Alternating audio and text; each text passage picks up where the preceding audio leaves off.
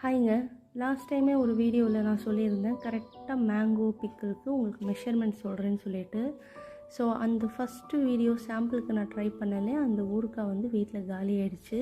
நல்லாவும் இருந்துச்சு. So measurement நான் சொல்கிறேன், கிளியராக நோட் பண்ணிக்கோங்க. தெரியாதவங்க வந்து ஃபஸ்ட் கமெண்ட்டில் நான் டைப் பண்ணியிருக்கேன், பார்த்துக்குங்க.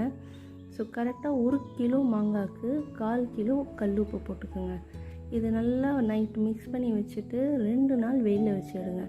ஸோ அதால் எனக்கு வந்து ஃபங்கஸ் வராது, நல்லாவும் இருக்கும் ஊறுகாய். கரெக்டாக 200 கிராம் வந்து சில்லி பவுடர். என்னோடய சில்லி பவுடர் ரொம்ப ஸ்பைஸியாக இருக்கும், அதனால் 200 கிராம் சேர்த்துருக்கேன்.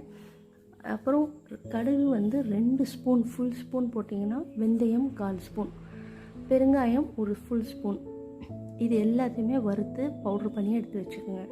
நான் 2 நாள் வந்து அந்த மாங்காவை வந்து வெயிலில் வச்சு எடுத்துட்டேன்.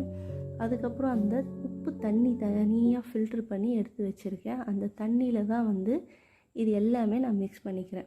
என்னென்னா 200 கிராம் வந்து மிளகாத்தூள், 100 கிராம் வந்து அந்த மிக்ஸு கடுகு மிக்ஸு, அதுக்கப்புறம் 1/4 கிலோ நல்லெண்ணெய். இதுக்கு முக்கியமாக வந்து நல்லெண்ணெய் தாங்க.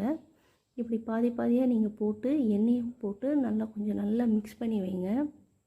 இது வந்து ஊறுகாய் இப்போ தான் நான் ஃபுல்லாக செட் பண்ணி உங்களுக்கு வீடியோ போட்டிருக்கேன். ஸோ நெக்ஸ்ட் வீடியோவில் வந்து இதோட ஃபுல் அவுட்கம் வந்து எப்படி இருக்குதுன்னு நான் உங்களுக்கு சொல்கிறேன். சப்ஸ்கிரைப் பண்ணி ஃபாலோ பண்ணி வச்சுக்கோங்க. அண்ட் இது